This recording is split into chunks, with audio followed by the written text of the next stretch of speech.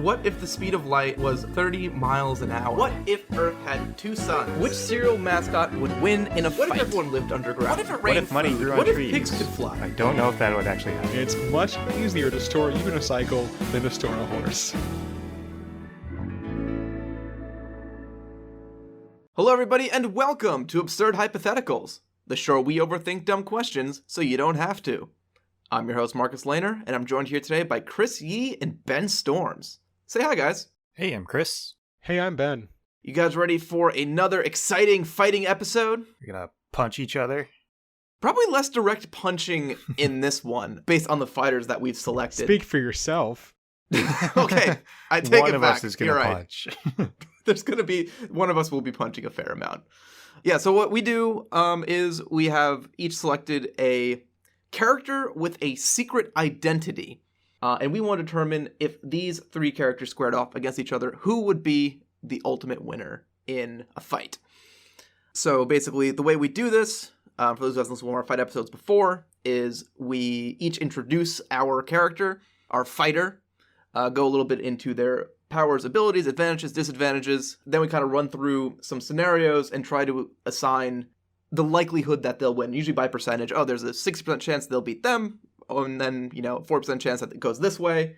And then I math a bunch of those scenarios together to get a overall win percentage, and then we spin the wheel of final determination, which will then tell us exactly who the real winner is conclusively between these secret identity havers, who will be named. They're secret until we introduce them, even in our own podcast. Yes. I'm glad we have a consistent name for the wheel now.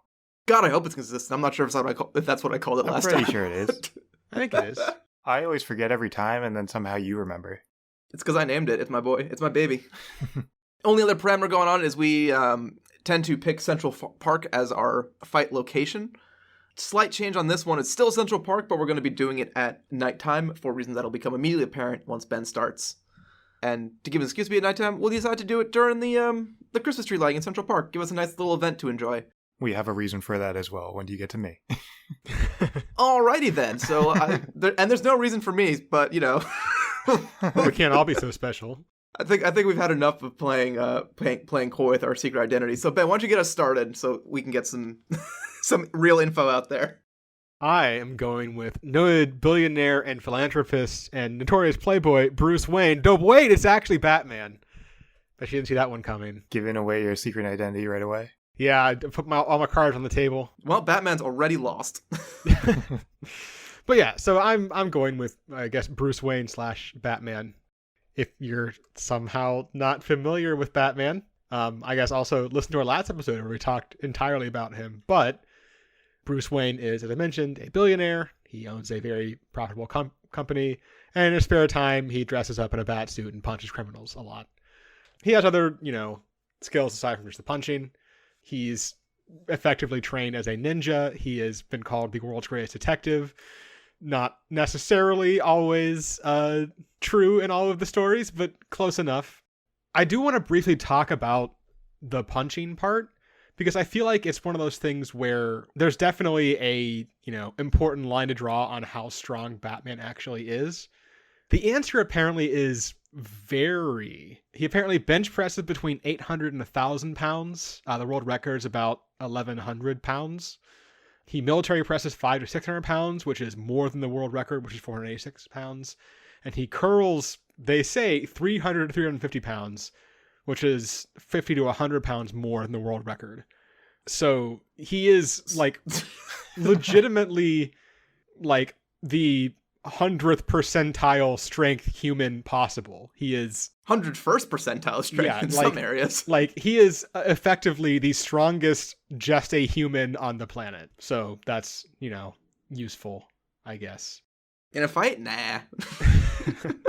I'm not going to go too deep into all of the gadgets and things, because we did talk about a lot of them last week. Also, there's just a lot of them. Yeah, there's a lot of them. You're probably vaguely familiar with most of them if you're listening to this podcast, let's be honest here. The ones that are relevant, they'll come up.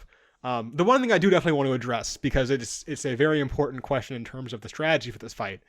How fast can Bruce Wayne get the bat suit on? Because if that's something that has to be done, with preparation, he probably can't start as Bruce Wayne, try to feel out his opponents, and then switch into being Batman. He has to be Batman the whole time, which is kind of a disadvantage knowing the opponents he's going up against. I feel like he never like changes when he's away from Wayne Manor, right? He always changes in Wayne Manor. So I'm pretty sure that it's established that there like are bat suits in the Batmobile. Okay. It's not like it's not like Iron Man where he has it in like a freaking briefcase or whatever, but like he does have, it seems like, suits relatively on hand. In terms of speed, in The Dark Knight, in that scene where the Joker comes and crashes his party, he's in his just regular clothes at the start of it. When they show up, he ducks away, goes to a safe room, changes, and comes back in approximately 3 minutes. Which seemed very fast, but I did find apparently firefighters, which obviously a fire suit is not the same as the bat suit, but it's at least relevant. They can put on their full gear in about 1 minute and 30 seconds.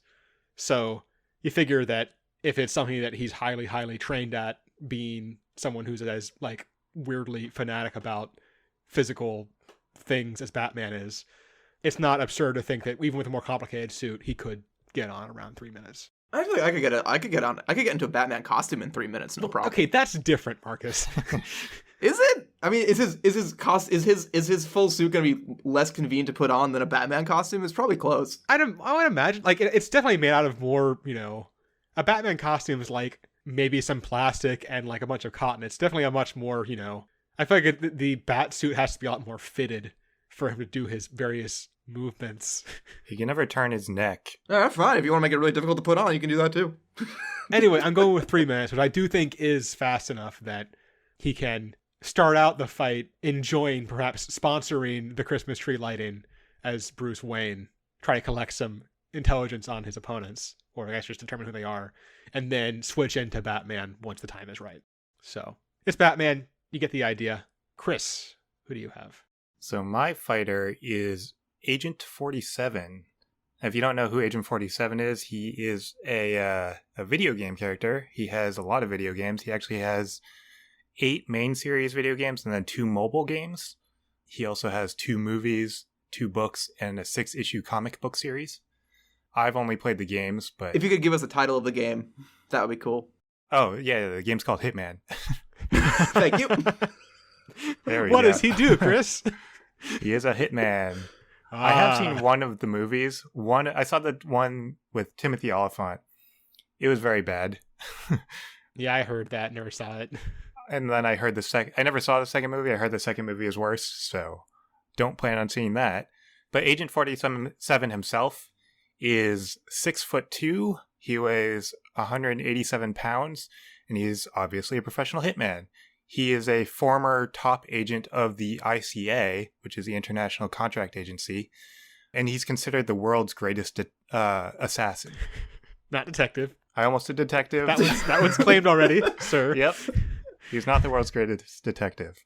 Now, he's actually a clone, so he has a pretty complicated backstory, but he is a clone of his creator, who is Dr. Ortmeyer, and Dr. Ortmeyer genetically enhanced him. So he like mixed the DNA of 5 criminal masterminds who funded like his creation, and their goal was basically just to like make the perfect assassin. But then he accidentally added a 6th ingredient, chemical X. God, I forgot how dumb the backstory of like these games It are. is. I never actually played the earlier games. I think that's the earlier games they explain the backstory They more. said a lot of it there, yeah. Yeah. But Ben was talking about Bruce Wayne being the strongest just a human. Technically, Agent 47 is more than human because he has a 47th chromosome instead of 46 like most humans. And that apparently makes him genetically superior. So I'll get into that, like his strength and stuff later. But he technically doesn't have a conventional name. People just call him Agent 47. He does have a barcode on his head, and it's like, I guess that's how you would identify him. It has a real number to it, and it's based on the date of his creation and then like his model number. I think 47 is in there as well because of the 47th chromosome thing. But I think that's the closest he has to like an actual identity is the barcode. So because he is genetically enhanced, he has a bunch of enhanced abilities. So he's not just like a normal human. He has enhanced strength, enhanced durability, enhanced speed, enhanced endurance, enhanced reflexes, enhanced metabolism, which helps him like heal faster, I guess, a little bit, and enhanced senses. So he's very perceptive and aware of his surroundings. I don't think he's like superhuman. I don't think like he's not Superman, obviously. I don't have like numbers to quantify it like you did with Batman, but I would assume he's close to Batman at least, if not stronger than Batman. I don't really know. I mean, I've seen him struggle to put buys in dumpsters many times. So that's kind of my one question about that particular interpretation, but fair enough. Right. My one exposure to the Hitman series, I did not learn how strong he was because it was just me and Chris looking for scissors for about 45 minutes in one level. Well, that is user error. That is not his fault. Hate the player, not the game, sir. Yeah. So he has all that stuff, but what he's known for the best, or like what he's most known for, is his disguises and his ability to blend in. So he usually, the way that he approaches his targets and his contracts is he uses disguises. So he like finds someone that has a disguise, he knocks them out, hides their body, and takes their outfit, and then he pretends to be them and walks around as them. So he's a master of disguise. Ben was also talking about the speed of putting on the batsuit. Agent 47 is very fast at putting on clothes. I didn't time it, but it's within seconds.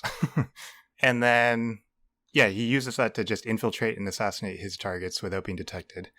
He is very good at stealth even without his disguises. So he doesn't necessarily need disguises. And he's actually also very good at martial arts. So he knows kickboxing, Krav Maga, jiu-jitsu, a few others. He's an expert marksman. He's a skilled engineer and mechanic. So he can like manipulate things to help him, like mechanical things. He's an expert locksmith. And then he has some like oddly specific skills that help him with his disguises. So he's like a skilled painter, barber, a tattoo artist, a drummer, and a keyboardist, which probably none of those will come up in the fight. But I'm dying at the idea that he like knocks out and replaces him for a band and only realizes that he gets on stage he was actually the bassist, not the drummer. He's like, oh god. I'd love to go see a show where like one dude just like knocks out the bassist not so subtly on stage, starts playing his part, and like between songs like knocks out the drummer, and the bassist regains consciousness. He just keeps like shifting through positions in the band. Yeah. He also can speak very many languages. Just helps him blend in more, I guess. So probably won't help again in the fight, but still. He's also very smart. I think all of us are very smart probably. And he's probably not the smartest of the three, but he is smart. So don't assume he's dumb. Got it. And then in addition to all that, he also has like access to a lot of tools and weapons. So he has various handguns, sniper rifles, machine guns, assault rifles, shotguns, knives, syringes with poison and sedatives. He has explosives, and he's very good at just killing people with like common items that are sitting around, like scissors if he can find them. So if he doesn't have access to weapons, he'll just like look around and see something that he can use on the fly. So that is Agent 47, good assassin, master of disguise.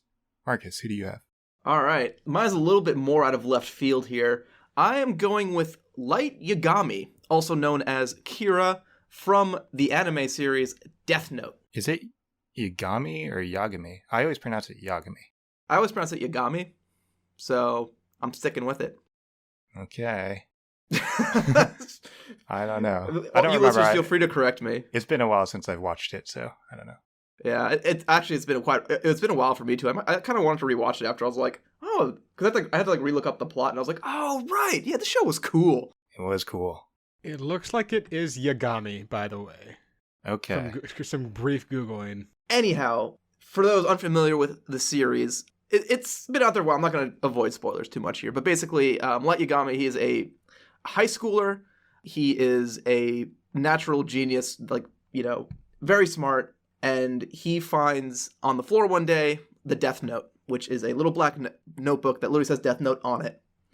And what he can do with it is if you write someone's name in the Death Note, that person dies. He takes this and he's dissatisfied with the world. He thinks all the, you know, criminals and, you know, corrupt business leaders and all that are, getting away with too much, and it's up to him to enact justice, and he starts killing a whole bunch of criminals using his death note. And then the series from there is basically a crime series where he is the genius criminal, and he's going up against the genius detective L in a battle of wits, more or less.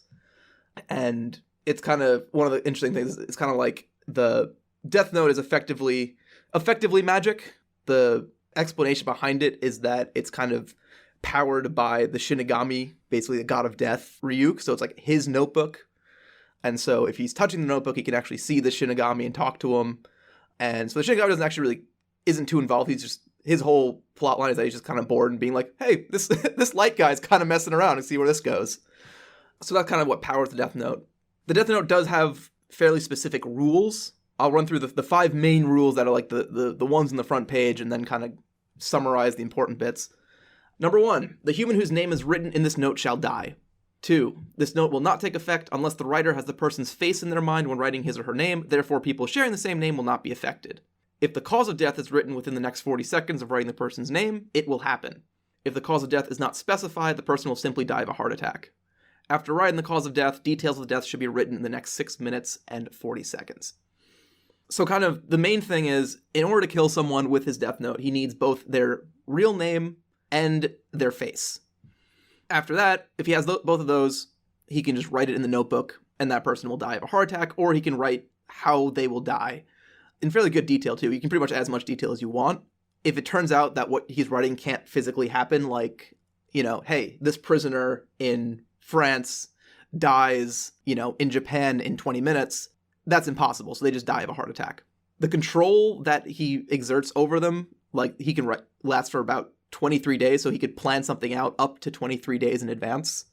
So if he writes someone's name, he can kill them up to 23 days later. So really, I think for Light, kind of his advantages, probably the highest offensive potential, in that if it's a guaranteed kill.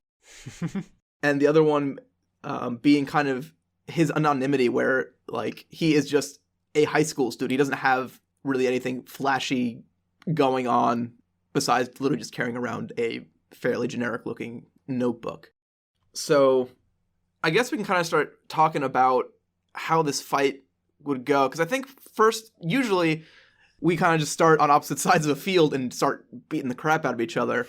But that's not really in the spirit, I think, of these secret identities. So I think really the first part of this will be research, almost. Like, if we're all at this event, like, we don't know who each other are. How would we know, and how would we find out? Right. I believe we set rough parameters of what we know going in.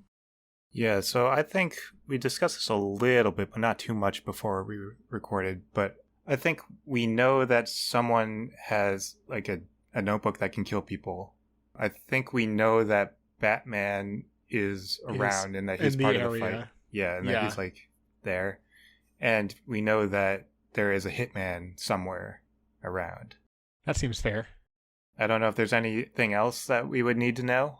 No, I mean, probably the most important one is that it's known that like the notebook is the method of killing, because it would be a lot harder for either Batman or Hitman to figure that out if they didn't believe in magic. Right. I guess so. You're asking if you would have to like demonstrate it before we believe it. Yeah, or in the likelihood that you figure out, like, is it you have to sort of figure out which person is writing the names down, or is it you have to figure out someone killing people with a notebook through, magic means, and then figure out who it is? I think the second half is already difficult enough. Yeah, I mean, we could do it either way. I was imagining just the secret identity thing. Yeah. Like you just like it's known that there's a notebook out there that can kill people, and that someone there has it. Yeah. Also, I think technically you don't necessarily have to be in Central Park, but should we say that you are? Yeah, we can all start there. I think the way we do this one is let's start with a more or less heads-up fight with Batman and Hitman and Agent 47. I'm going to call him Hitman because if there's ever a straight-up fight, it's going to be deterministic with Light. Well, I don't think it's going to start as a straight-up fight. I think it is like a battle of the wits, kind of like trying to figure out who's going to figure it out first. Yeah, but it's more likely that you guys, like, if you guys are both wandering around, Agent 47 could see Batman and start pursuing, and Batman could notice Agent 47 pursuing, for example. Actually, I guess I have a question. So, like, have you been killing with the notebook ahead? Like, are you a known criminal right now? That's gonna be kind of the tricky bit. I think the answer is yeah. I think I have to be because I think there's no chance that you're just like there he is. That's the one with the notebook. Unless you like capture everyone in Central Park that has a book. Right. And even that wouldn't be fully guaranteed because it can even be like parts of the notebook. Like a lot of what he does in the show is he ends up working for the investigative team, so he's working very closely under harsh surveillance, and he'll be using like scraps of paper from the book instead of the whole book itself to like kind of hide that he's writing in a notebook. Right. Well, I think the main reason I ask is because if you're basically the known serial killer, like people know there's a serial killer around somewhere, would this be something that Batman is trying to investigate already? I'd imagine so, yeah. Because usually that's Batman's motivation. Agent 47's motivation is mostly just his contracts. Like, he doesn't really have any allegiances to, like, a side. Yeah, let's forget that we start an event and go and say we've all been contracted or are all motivated to investigate each other, to find out each other's secret identities. Okay. Let's say, Light is like, I'm the voice of justice. I want to get rid of Batman. I want to get rid of Hitman because they're just murderers. I don't agree. I don't want them going with that, or I expect them to mess with my plans. Hitman's hired to take both of us out. Batman thinks, well, they're both murderers. Yeah, we all think it's the fair. other people are morally wrong. Yeah. No, you don't get to do the murdering. I get to do the murdering. So I guess my first question is Agent 47's name just 47? That was what my Googling kind of implied. So I think his name is his barcode, is what I was saying. Okay. Agent 47 is sort of like a nickname. Right. My friends call me Agent 47. My actual name, you need a barcode reader to pronounce. Very fun fact on Agent 47's barcode, by the way. I was wondering if there was it'd be like a personnel file or something if you scanned it, and was looking up like, oh, can you like scan the barcode on the back of his head? Turns out, yeah, you can. So they had a trailer for Hitman Annihilation, something like that. Absolution. That was the bad one. It wasn't that bad. Anyway, yeah. If you scan the barcode with one of the shopping ones, like the ones that you can scan food and stuff or Amazon packages, whatever. If you scan that barcode with one of those scanners, what pops up is the drawstring double dong dildo bag, specifically in Starry Night Blue. Okay. So I think technically, wait, I'm looking up the barcode right now to see if it matches the lore number barcode. So the last two numbers on the numbers are on the barcode itself, the N47. I think if you scan it with with one barcode system, it comes up as just the number. Right, yeah. But if you take what they had in the trailer and scan it with like a barcode checking app that compares it to, I guess it's UPC or something lookups, that's what pops up, and I find that amazing. I mean, the Hitman games have always been pretty goofy. Like, you can hit people with fish and stuff, and you dress up as a flamingo. Yeah, somehow I don't think they wanted to put double dong dildo bag on the back of their main protagonist's head, though. I'm Agent 47. My friends call me Starry Night. I was just trying to imagine where it's like, at one point you're like, I could really use a bag for this to store it nicely. But anyway, yeah, I think that is his name. I would say the barcode is his name, or the number. If you can learn the number, then that's his name. Yeah, I think it. Yeah, so that makes it a little bit easier for Light to investigate that bit. And then I was looking at discovering Batman's identity, and so I was like, well, I know some people know, obviously the people very close to him. I guess the Justice League in different fictions know.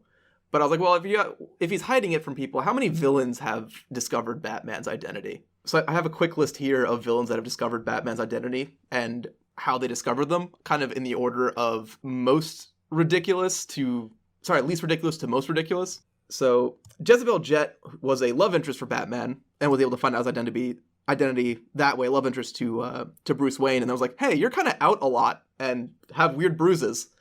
And then found out he was Batman, and she was actually secretly working for the Black Glove criminal syndicate. So, the kind of seduce him and find out that way. I hate when that happens. You're gonna seduce Batman? No, probably the most likely one for Light is actually this next one is Ra's al Ghul just followed the money. He was like, man, Batman's got a lot of gadgets. And then just was able to trace where the money was going and be like, oh yeah, it's gotta be Bruce Wayne. His daughter, unrelated to that, Talia al Ghul, happened to see his face when he was tending injuries after a fight, so keep your goddamn mask on, Batman. Bane recognized his mannerisms and movements at a party he attended. He happened to attend the same party as Bruce Wayne, and was like, wait a minute, that's Batman! That feels insane to me, but sure. Oh, I'm not done with my list here. I know. Despero somehow took all the knowledge of all the villains from the evil Justice League version, I forget what it's called, and all the knowledge he gained happened to include some of the other villains on this list that who knew who Batman was. Killer Moth apparently did a whole bunch of plastic surgery to make himself look like Bruce Wayne to infiltrate the manor because Bruce Wayne was rich, and in that scheme, while after infiltrating the manor, happened to stumble across the Batcave, and he's like, oh crap, he's Batman. And then my favorite one is the villain Wizard in a plot with the Justice League swapped bodies with Batman and then just casually took off his mask to find out who he was. Nice. There's a body swap Batman storyline. Oh yeah. It received modest reviews. Okay. I think it was the series Identity Crisis, if you're ever interested in actually looking it up. Personally, I loved Freaky Bat Friday, but... So that is a big disadvantage of Batman, is that he's very well known. Like his secret identity is known, and his like both Bruce Wayne and Batman are very well known. Whereas Light Yagami, people know his killer persona Kira, but they don't really know Light Yagami. He's just like a normal kid. Yeah, like he's literally just like a high school. Like he just goes to high school. And then Agent 47 doesn't really, like, people don't really know he exists. Yeah, I was looking. It seemed like more he was getting a reputation by later iterations of the series, but generally less known. It was always very funny to me. There's this 6'2", super pale bald dude with a barcode on the back of his head that somehow managed to blend in everywhere. Yeah, I mean, his MO is that he kills people, but then everyone always thinks it's an accident. So his targets die by accidents. So they don't even know there's a hitman around. Yeah. Yeah, so it's hard to decide how to even approach this fight, or how to begin it. I guess who is the most noticeable? I think you are. I think Batman is. Or did you say you're going to start as Bruce Wayne or as Batman? I figured start as Bruce Wayne. Well, if we're doing a longer time frame, you'll be swapping between them anyway. That's also true. So are we sticking with the event? Because if it's the event, then I imagine I just imagine a scene in my head of Bruce Wayne giving a speech on stage or something because he's sponsoring the event, and then Hitman or Agent 47 is in the crowd somewhere. I don't necessarily know where Light is. Yeah, Light would definitely be in the crowd or something. Yeah, 47 is already dressed as a caterer or something. I guess Light would be hanging out with his school friends or something. Yeah, the problem is if there's no method in the park where we find out who each other. I don't see the way that we figure out who each other are unless Batman, unless Bruce Wayne goes change the Batman and happens to get seen. Right. Once you change into Batman, we both.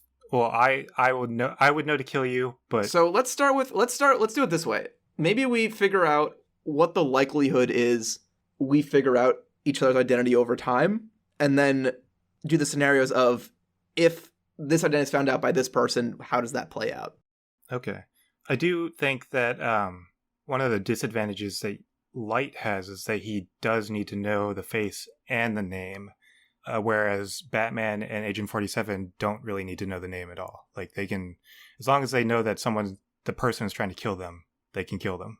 Yeah, Batman just punches the face, and it's that is very true. So maybe the most likely scenario is that you guys get into a tuffle before Light Yagami's even legitimately involved, because he would just stay away until he either gets found out or he doesn't. I think the tough thing with Light to me is that he's not gonna just start writing down random people or something, right? No, he couldn't really. The way he dealt with the detective in the show L was I don't remember how he first got suspicious of him, but he started talking to him and trying to bond with him. Oh yeah, he found actually it was his dad was part of the task force. Oh right. And yeah. He had the connection to L. And so he became part of that. So the real thing is how Light would probably try to become Batman's Robin. Right. So Light knows that Batman is investigating him. So he's like, I need to learn his secret identity somehow. I'm gonna infiltrate his operations. That would actually be pretty. That would be pretty sensible, because what Light would probably do would be like set up some criminals and then like be like, I'll help you, Batman, and then he has already written how they'll die, and then he'll make it look like an accident, so he's not a straight up murderer, so Batman doesn't like screw him over. But like, you know, they'll be chasing, be like, I'll help you, Batman, and the robber turns a corner and just like smashes his head and falls off a roof, and he's like, oh no, he died. How is this endearing him to Batman? Well, he would be acting like he's trying to be he's trying to be psychic. They'll die by accident. He won't murder them, as far as Batman knows. But you have to make it seem like you were responsible for catching them, but not responsible for the death. Correct. which I think is in Light's wheelhouse, no problem. I guess so. I mean, he spends like 40 episodes trying to catch himself. Yeah, that's true.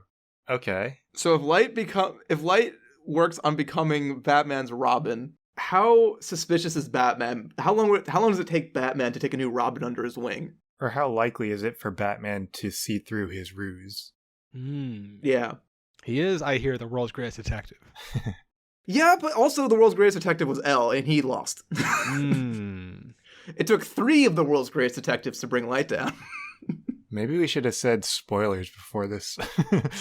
I'm not worried about spoilers. The show came out 20 years ago. Okay. I will say that Light does suffer from pretty major hubris. He is very overconfident. He does. I think it'll be like, it feels like, to start putting numbers to things, it feels like it's got like a 75% chance success rate. Like, Of becoming Robin. yeah. I mean, he fits the profile, and he's pretty good at acting. Yeah, maybe it's enough out of character. It's like 70-30. I'm just trying to figure, like, I feel like he's not an orphan, is he? Batman's big into orphans. No, he definitely has a dad. I don't remember what his mom does. His mom's around. Oh, he's even got a sister. That might hurt his chances a little bit. 69-31. Yeah, he doesn't really have a sob story. That is true. Like, he is very like much like, he's prep school, top of his class. Like, his dad's got a top detective job. They're pretty cushy. But he is very dedicated to fighting crime. Just like He's big on justice. Yeah. Big on justice. It's just the killing part is where you guys differ. My gut is that it's like a 50-50 proposition. Yeah. I mean, I don't know. Percentage-wise, it's hard for me to come up with a number. I think it does seem pretty even, but I'm trying to decide if I think it sways one way or the other. I still feel it's pretty favorable to Light, but I'm okay coming down more to the middle. I mean, Batman they don't really portray it a lot in the movies, but he is a very good detective. And he, like, does tend to prepare for everything. I was laughing. They were, as an example of, there are like legitimately good examples of his detective work, but one of the ones I saw was, there was like in the DC animated, various series, there was one where he discovered Superman's identity by literally just like putting a tracker on his cape when he wasn't looking and then following him back to his home. Yeah, I mean, I'm sure there's also, and I didn't want to go into it, but I'm sure there's lots of examples of just like Batman getting lured into very obvious traps by the villains. Yeah. I would go 50-50. Yeah, I'd say it goes either way, probably. We can do a slight lean, look at like 55-45 towards Light. Yeah, all right. So, and I'll say it's decisive one way or the other. Like, if either of us figure out our identities first, there's no real chance I'm not beating Batman in a fight, and Batman is a human with a heart. Right, a heart and a face. Okay, so that's that one. So now we have, let's say Ben and Chris. Let's say you two, Batman and Agent 47. What would their investigation interaction look like? For a second, I thought you forgot the number. I did too. I don't know. I think we are both physically, like, strong. I think you might have the advantage just because you have a suit on. So if it comes down to, like, fist fighting, then you'll win. The Batsuit, I believe, is to a point reasonably, protection from bullets. Yeah. I mean, my thing would be, like, I would get up right, like, point blank and shoot you probably. Or, like, stab you or something. Or poison you. Poison is actually a good one, yeah. I would also probably disguise myself as Someone close to you. Or I guess not close to you. It'd be like one of your workers, I guess. He would also be Robin. He'd be Robin. He's just a 6'2", super pale dude. It's like a crop top and like tiny short shorts. Robin, why are you 2 inches taller than me? I told you not to buy those platform shoes. Aren't you like 19? What happened? See, I guess how I differ from Light in terms of me infiltrating like Batman's life is Light would be like your closest friend, or you pretend to be your closest friend, as in Robin, where I would like become one of your like employees that you don't know. Yeah, this also, it'll be like probably the way you talk. The more likely is Agent 47 would just go to where crimes are happening, where he expects the actual Batman, and then just try to take Batman out without ever figuring out he's Bruce Wayne. Yeah, because I don't need to know you're Bruce Wayne. I was going to say, just almost going the other direction, say that he would figure out who Batman is and then kill him while he's Bruce Wayne, without Bruce Wayne being able to like figure out who he is, right? Without knowing there was a threat. Yeah, I think your biggest obstacle is figuring out that there's someone trying to kill you. Yeah. Well, outside of the normal realm of people trying to kill Batman. Yeah. But yeah. I know what you mean. Is Batman used to like disguise shenanigans from like, I don't know, the Riddler and the Joker and all this crap? Do any of his villains use disguises? I feel like there's ones who can like Shapeshift, maybe? Are there any shapeshifting? there's like Sandman, but that's a little more obvious. He's made out of sand. I'm Googling now because I'm trying to think. I mean, there's gotta be like enough plot lines of like, Oh, there's especially Hush. Bruce Wayne adjacent ones. Hush counts. Hush. I don't know anything about Hush. I guess the point I'm making is Batman is generally going to be alert, even if he doesn't know specifically Agent 47 is after him, because there's just a lot of baddies after him all the time. That's true. You'll be more alert than the normal person. Yeah. So what do you think the chances are that you'll figure out that I'm trying to kill you? Because I guess that's the turning point. I mean, even if you figure that out, then it's still not a clear win for you. I'm going to say it's in favor of Batman, under the rationale that in addition to being Batman, he also is just a billionaire who I'm assuming has, at least to keep up appearances, has a security like detail of some kind. Well, Agent 47 broke into the White House, so... Well, yeah, yes, I mean, that's fair. But there are people trained to look for that sort of threat who would be around him. Yeah. But I would be one of them.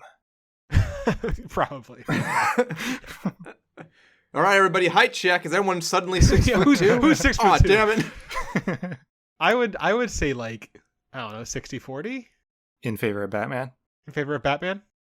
I am okay with that, I guess, because he is more perceptive and like on high alert.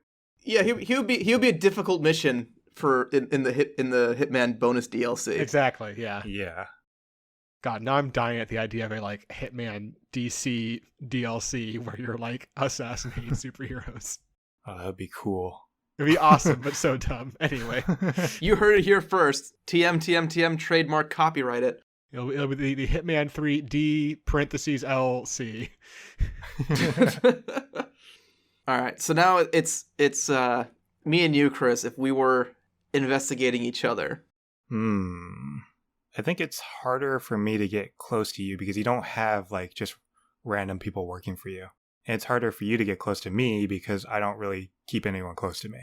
Can Agent 47 look like an Asian schoolboy? Probably not. I don't remember I don't remember Jimmy being 6'2" And super white.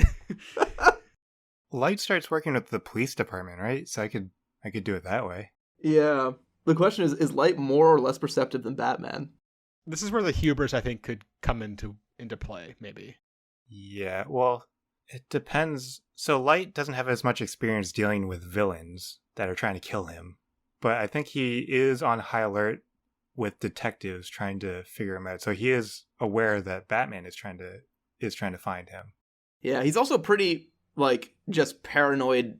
Well, I mean, for good reason. He's under people trying to find him as a murderer. He's America. He's the world's most wanted.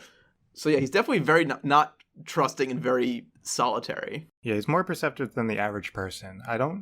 Compared to Batman, I'm not sure. It would kind of just be like if he ever sees like your head tattoo. Like, if he ever sees the barcode on the back, I think Light would figure it out from there pretty easily. Yeah. I mean, in the games, they tend to not cover it up with his disguise. It's just because it's an iconic thing. I feel like in real life, he would cover it up. It's a really tricky interaction between those two. It is. It really comes down to whether Agent 47 knows who Light is. I think if he's actively hunting Light, then Light doesn't have too much of a chance because, like, if he's infiltrating Light's house, Light's not going to figure out his name before he gets shot. Yeah, so I guess the result is, what are the chances that Agent 47 will be able to figure it out? And I don't necessarily know what method he would use to do that. I mean, I guess he would try to get you to kill someone somehow, and then try to figure it out like that, like use clues from the way that you killed somehow. Yeah, it'd be like a typical police investigation almost. So, I mean, I think, because that's how we did it with Batman versus Light, is the chances that Batman would figure it out. I think Agent 47 is worse than Batman at figuring it out. Yeah. And I think there's less opportunity for Light to get, like, in it with Agent 47. Like, I think Light would be doing more, like, research on, like, the organization as opposed to trying to, like, ingratiate himself with Hitman. I think going for the Robin play is, like, the low-hanging fruit that actually just is bad for him. Yeah. I think with Agent 47, he's going to be a lot more cautious. Or at least they'll be a lot more distant while he investigates. Yeah. I have no idea in terms of percentage. I don't know, this one feels more 70-30 to me. In favor of who? In favor of Light. I just don't see the realistic path that Light gets figured out. Yeah, I don't really... I mean, I guess it depends on if Agent 47 has intel from his organization, from the ICA. Because would they... I guess in the game, technically they would have told him. Probably the way Agent 47 gets Light is when Light is pretending to be Robin, and in that escapade, he shoots Robin. Yeah, so that's in the case that you and Batman are fighting first. In the case that we're fighting first. Me and Batman are in the middle of our, investigating each other, and then you happen to jump in the middle of it. So I think Agent 47 is at a disadvantage if he's fighting anyone first. But if he's fighting someone second, then he has the advantage. That feels reasonable, yeah. Yeah. All right, so we'll leave this one 70-30 and then adjust, and then we'll do the secondary scenarios here. So then we have... I should really just have a form for this by now. You say that every time. Yeah, it hasn't happened yet, though. All right, so whether Batman or Robin comes out on top, Hitman has probably had a good amount of time to prep and look for those clues and investigate and whatnot.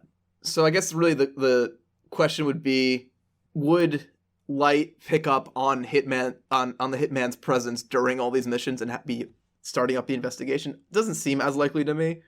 I think it's 70-30 the other way. Yeah, I think you'd be really focused. Like, he really just focuses on one thing, Light. So if he's focused with Batman, 75-25. Sure, yeah. Yeah, so I think if there's been a whole bunch of adventures that Hitman's been watching Batman and Robin go at it, and then suddenly there's just a Robin left and Batman's dead, I think they'd be able to put the pieces together from that, or just be hunting Robin anyway. Yeah. And then if Batman figures out that Robin is Light and takes him out, Batman has a higher chance of noticing that Hitman was around, and I think Batman has a better chance of just winning a straight up fight. Batman was advantaged before. Is this one maybe 50-50? Would he be distraught over the betrayal of his protege? Well, it wouldn't be a long-term protege because Batman does not wait very long between, hey, you're Robin and here's the Batcave. Hey, I'm Bruce Wayne. Welcome to Bruce Wayne Manor. Fair enough, yeah. You know what? You make a compelling argument.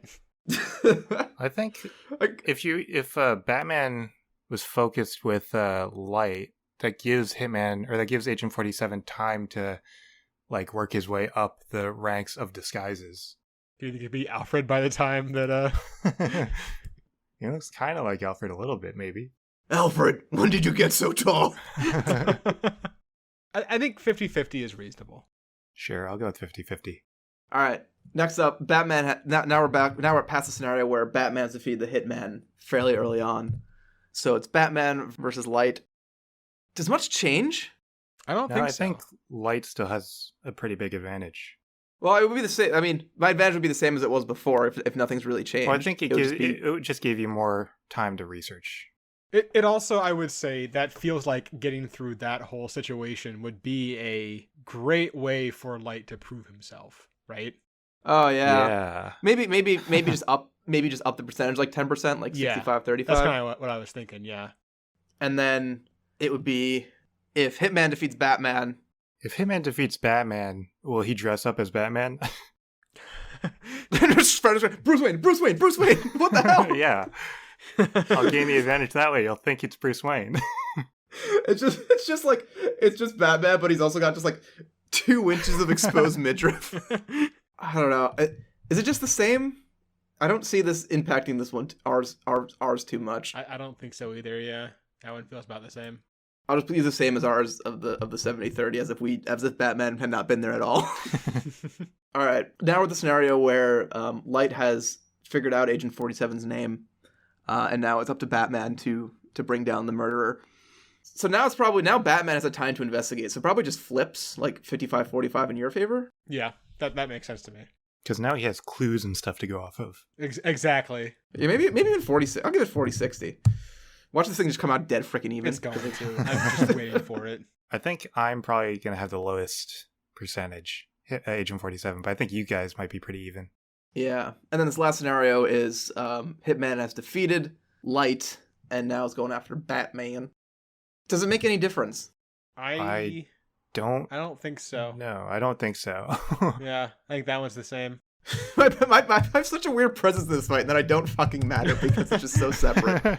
All right, now time to do the calculations here. Math. Oh, we are missing one number actually. The likelihood that we start in the ways that we do. Oh, I think the least likely or the most likely is Batman and Hitman kind of just have at it. I was going to say that the most likely was Batman and Light because of the whole detective killer thing. I was going to agree with that too, actually. Because Hitman's kind of more of a like wild card in this situation, right?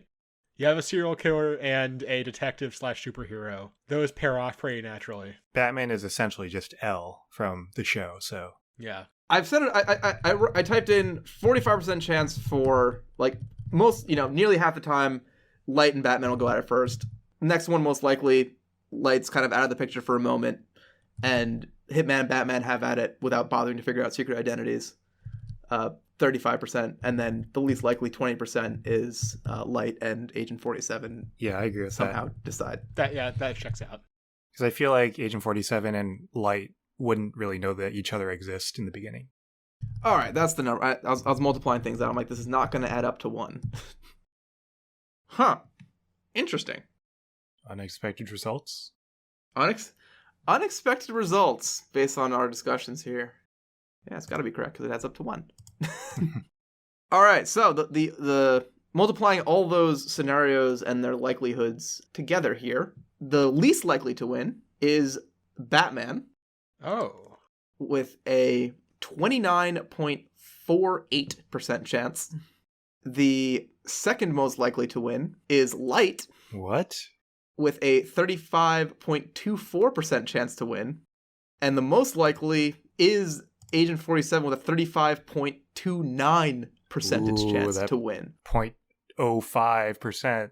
I think what it probably comes down to mostly is that the most likely starting point is Batman and Light. That's and true. Light is That's exactly there, it. But then Agent 47 is favored. Yeah, the most heavily favored that we put in was Agent 47 figuring out Light as Robin. And that alone accounts for 18.5% of the scenario. So 20% of every scenario put together is that one. So you start with a 1 in 5 chance to win, and then we just average out from there. Still, this wheel looks pretty even. Yeah, it's basically a three-way toss-up. It's 35, 35, 30 within percentage points, which is kind of cool because it is probably like this. Yeah. All right, Chris, give the wheel of final determination its awesome spin.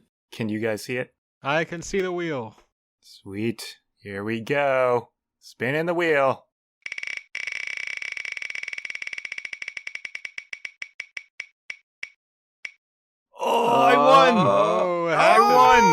It's Agent 47! Yes. Fine. I think this is the first time I've won with the wheel. I think you've been favored multiple times, but yes, you are right. So how's it go down?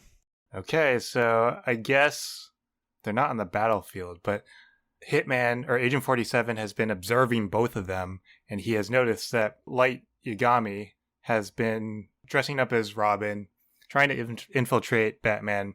Meanwhile, Hitman has been working up his ranks within the Wayne Manor. He has become a butler, and then he worked his way up from butler to like security guard or something.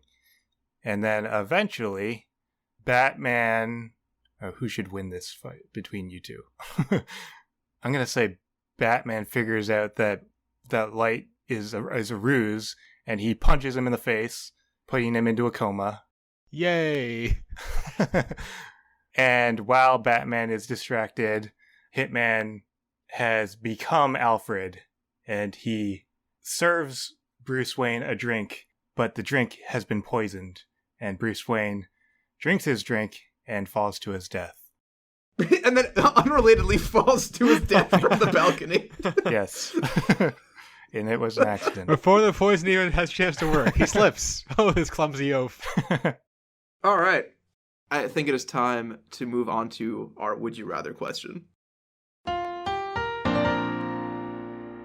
right, Ben, are you ready for Would You Rather? Yes. This one will be quick and dumb. Would you rather burp bubbles or fart green fumes? Oh. Burp bubbles or fart green fumes? So Fumes. I was going to say, okay, my gut reaction, both of your gut reactions, is to go with burp bubbles, because burping, although it is considered, rude if you're a little too vigorous about it, it's not something that's particularly frowned upon. But there are lots of situations where you may try to sneak out a fart where people would get upset about you farting, right? People are in general more upset about a fart than a burp. I agree. So burping bubbles, I think, would be quirky and whimsical, whereas farting green gas would raise a lot of questions and probably make people quite upset with you. Yeah, I was going to say that the bubbles makes the burping actually more playful and enjoyable. Exactly. That was my first thought, because I was imagining it as like a soap bubble. But imagine what a burp bubble looks like. It's got to be like off yellow, right? Like a little bit of... It's a thick bubble. I still think like the green fumes makes the fart worse. Definitely. They both get worse. I think that the green fumes is more of a like badness increase. Yeah, I mean generally people do try to hide their farts more than they try to hide their burps. Yeah, I think it's also like, have you ever seen that the video of when someone's going through TSA at the airport and they're like on the thermal cam and they fart? Oh, yeah. Farts go far, like way further than you think, and it's a lot more like aggressive than you'd think. So I think a sudden release of green fumes would cause panic, while a burp is like, what? Ew. Instead of, oh god, he's got a gas bomb. So how do you think the frequencies between the two compare to each other? Like how often do you burp versus how often do you fart? I fart way more often than Definitely burp. more farts than burps. I agree. Yeah, it's not looking good for burp. It's not looking good for farts. Yeah. Is there any good thing about the farts or advantage to the farts? The way it feels doesn't change. I feel like burping a bubble, like I don't dislike burping. Like, burps feel good. I don't imagine they'll be a little gross if it's bubbles. Is the bubble gonna like float into the air, or is it just gonna like sink onto your chin? Oh. It just like slides down while maintaining surface tension. Okay, that was probably the most compelling argument you could possibly make, and I think I'm still leaning burps over farts. Yeah, me too. Yeah, I'm gonna have to land on the same page. It's the burps. It's the burps for me, boys. So that'll do it for our regular scheduled programming here. If you enjoy the show, leave us a review. Click on the whatever button is in your particular podcast player and be like, wow, love that shit. 5 stars. Do that. Then after you've done that, like, wow, I love that shit. I wish they would do the thing that's in my brain that I've been thinking about all episodes, but they can't hear me because they live in a podcast. But we don't live in a podcast. We also live in email. So if you email us a question at absurdhypotheticals@gmail.com, we will see it and can do it on the show, and you will be immortalized forever. We also live in the YouTube comments. We also live in the YouTube comments. Yes, correct. You can also just like click right. You're already on the page. You don't have to go anywhere. It's just tippity-tappity with your little fingers, and it goes boop, boop, boop, boop, boop, question mark, post. Oh, that's a good question. The boop, boop, boop, boop, question mark. And it'll go in our spreadsheet, and then it'll go on the show, and it'll be awesome. And I'll have to spend like 4 hours Googling whatever is in your brain. But after you've done that one, you still have one more task to do. Hop on to www.patreon.com/absurdhypotheticals. Become a patron of the show for just a singular $1 in the month. You get access to all our bonus content that we make exclusively for our patrons, our good hypotheticals. And we release a new episode every month, and it's just there specifically for those of you who have given us dollars. So check that out. And as always, feel free to join us next week when we answer the following question. What if you could perfectly train dogs?